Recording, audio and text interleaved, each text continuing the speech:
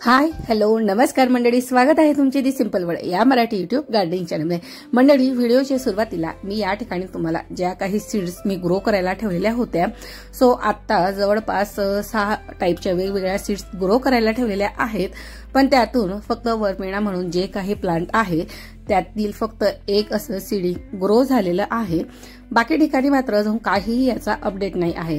So ज्यावेळेस या order ज्या काही सीड्स आहेत त्या ग्रो झाल्या का त्यांचे देखील अपडेट मी तुमच्याशी वेळोवेळी नक्की शेअर करेन। चला तर मग आजच्या व्हिडिओकडे वळूया आणि आजचा विषय आगळा वेगळा आहे आणि सोपा आहे। मंडळी, पनीर वापरल्यानंतर उरलेले पाणी म्हणजे पनीरचं जे काही पाणी असतं, काही वेळेस आपण बाजारातून पनीर विकत आणतो, त्याला धुवून मग त्याचा वापर करत असतो किंवा बरेच लोक घरच्या घरी पनीर देखील बनवत असतात। सो त्यापासून त्याचं जे पाणी असतं त्याला वे वॉटर असं म्हणत असतात। सो मंडळी, हे वे वॉटर आपण झाडांना कशा प्रकारे देऊ शकतो, आजपासून हे वॉटर तुम्ही टाकून न देता त्याचा ॲज अ फर्टिलायझर म्हणून झाडांना कसा वापर करायचा आहे ते मी आज थोडक्यात सांगणार आहे। व्हिडिओ अतिशय छोटा आहे त्यामुळे व्हिडिओ शेवटपर्यंत पहा, कारण की बऱ्याच छोट्या छोट्या टिप्स मी मध्ये शेअर करत असते। सो मंडळी, झाडांना देण्यासाठी एक उत्तम असं हे फर्टिलायझर आहे। हे पाण्यामध्ये म्हणजे याला वे वॉटरही म्हणत असतात किंवा पाणी पनीर बनवल्यानंतरचं जे काही पाणी असतं त्या पाण्यामध्ये नायट्रोजन, फॉस्फरस आणि पोटॅशियम यासारखे आवश्यक घटक तर असतातच। तसंच या सर्व घटकांनी ते रिच असं सोर्स आहे जे झाडांच्या वाढीसाठी आवश्यक असतं। सो पनीर बनवल्यानंतर उरलेल्या पाण्याचा वापर कसा करायचा? मंडळी, पाणी हे आपण कलेक्ट करून ठेवायचं। म्हणजे पनीर बनवल्यानंतर ते गाळून आपण उरलेलं पाणी म्हणजे हे वे वॉटर आपण बॉटल किंवा एखाद्या बाउलमध्ये स्टोअर करून घ्यायचं। मी याला ऑलरेडी गाळून घेतलेलं होतं, पण आता परत गाळत होती कारण की मला याला स्प्रे बॉटलमध्ये फिल करून घ्यायचं होतं।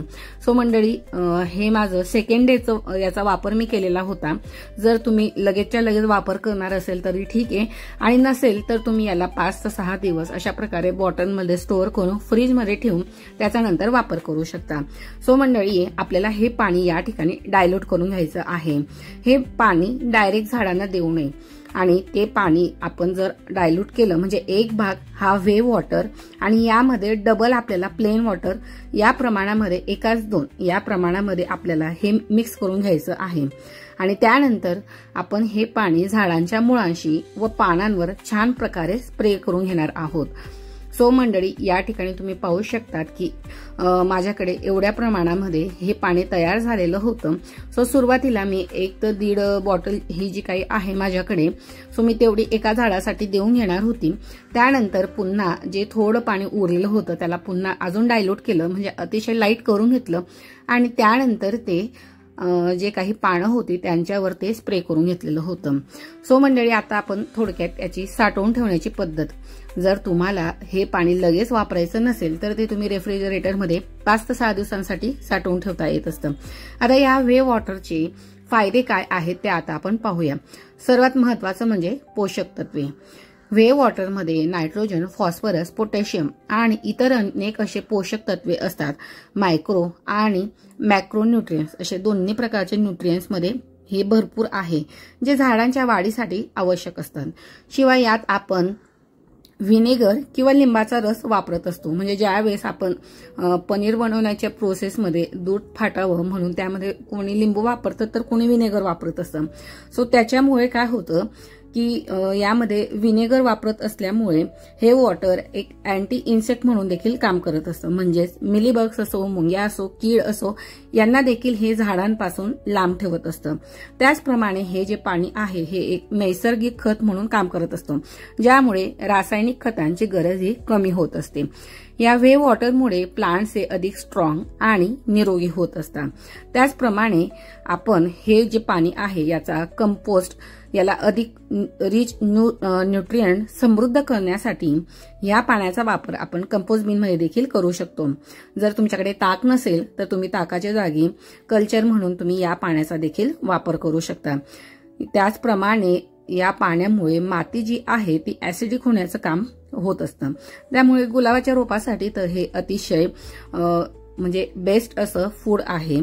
त्याचप्रमाणे इतर जे काही झाडं आहेत म्हणजे जी पानं हिरवी ठेवण्याचे किंवा ल्युशियस वगैरे कलर देण्याचे जे काम करत असतं, सो असे खूप सारे योग्य ते न्यूट्रिएंट्स झाडाला प्रोव्हाइड करण्याचं काम हे वे वॉटर करत असतं।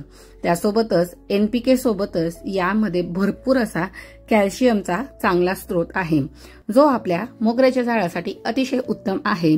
त्यामुळे म्हणजे जे काही पांढरी फुलं देणारी फुलझाडे असतात त्यांच्यासाठी पण हे बेस्ट असं फूड आहे, जेणेकरून त्यांना कॅल्शियम भरपूर प्रमाणात मिळेल आणि त्यांची वाढ देखील छान होईल आणि भरपूर अशी छान छान फुलं झाडांवर येतील।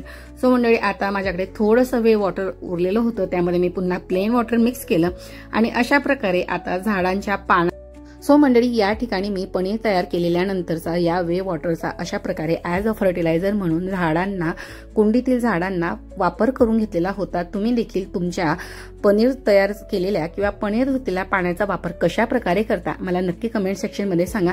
बरीच लोक त्याचा कणिक मळण्यासाठी किंवा पीठ भिजवण्यासाठी त्याचा वापर करत असतात। या व्यतिरिक्त जर तुम्ही याचा वेगळा असा फर्टिलायझर म्हणून कशा प्रकारे वापर करत असणार तर नक्की शेअर करा। सो मंडळी, आपण आता सध्या एक नवीन असा उपक्रम सुरू केलेला आहे की मी प्रत्येक व्हिडिओमध्ये तुम्हाला सांगत असते की तुमच्याकडे जर गार्डन रिगार्डिंग किंवा झाडांच्या रिगार्डिंग त्यांच्या केअर टिप्स असतील तर नक्की शेअर करा। नेक्स्ट व्हिडिओमध्ये तुमच्या नावासोबत मी ती टिप्स नक्की शेअर करेल, जिचा उपयोग आपल्या बाकी इतर जे काही गार्डन प्रेमी आहेत किंवा जे काही आपले इतर सबस्क्रायबर मंडळी आहेत त्याचा त्यांना उपयोग होणार आहे। सो सध्या आपलं कलिंगडाच्या सालींपासून फर्टिलायझर तयार करणे या रिगार्डिंगचा जो काही व्हिडिओ होता त्यावर एक छान अशी आपल्या सबस्क्रायबरने कमेंट केलेली होती। त्या सरांचं नाव होतं सुहास ओक आणि त्यांनी म्हटलेलं होतं की या सालींचा वापर करून सांडगे हे फार छान होत असतात। सो सर, ही छान आणि सुंदर अशी कमेंट केल्याबद्दल तुमचं मनापासून धन्यवाद। सो मंडळी, तुम्ही देखील अशा छान छान कमेंट्स करा। नेक्स्ट व्हिडिओमध्ये तुमची देखील अशी कमेंट तुमच्या नावासह नक्की शेअर करेन। चला तर मग मंडळी, आजचा हा व्हिडिओ आणि या व्हिडिओतील माहिती तुम्हाला थोडी जरी हेल्पफुल ठरली असेल तर मात्र नक्कीच व्हिडिओला एक लाईक करा। भरभरून कमेंट करायला मात्र अजिबात कंजूसी करू नका। छान छान टिप्स असतील त्या देखील मात्र शेअर करायला विसरू नका। उन्हाळ्यामध्ये झाडांची कशा प्रकारे काळजी घ्यावी, त्यामध्ये मोगरा, जास्वंद, गुलाब असे वेगवेगळे झाडं येत असतात आणि त्या रिगार्डिंगचे स्पेसिफिकली वेगवेगळे सेपरेट व्हिडिओ मी तुमच्याशी रोजच्या रोज शेअर करत आहे। सो तुम्ही त्या व्हिडिओचा देखील आनंद घ्या आणि अजूनही जर तुमच्याकडे काही वेगळे गोष्टी असतील तर नक्की शेअर करा किंवा काही झाडांच्या समस्या असतील त्या देखील नक्की शेअर करा। त्यास जे काही समस्या असतील त्यावर उपाय मात्र नक्कीच देण्यात येतील। चला तर मग मंडळी, भेटूया पुन्हा एका नवीन आणि माहितीपूर्वक व्हिडिओमध्ये। अजूनही तुम्ही जर दी सिंपल वर्ल्ड या मराठी YouTube गार्डनिंग चॅनलला सबस्क्राईब केलं नसेल तर सबस्क्राईब बटन प्रेस करून त्यासमोरील बेल आयकॉन प्रेस करून त्यासमोरील ऑलचं ऑप्शन सिलेक्ट करा, जेणेकरून येणारा पुढचा गार्डनिंगचा व्हिडिओ मिस करणार नाही। चला तर मग भेटूया नवीन एका व्हिडिओमध्ये। तोपर्यंत मात्र तुमची आणि तुमच्या बाल्कनीतील किंवा कुंडीतील झाडांची छान प्रकारे उन्हाळ्यात काळजी घ्या। So take care and bye, happy gardening.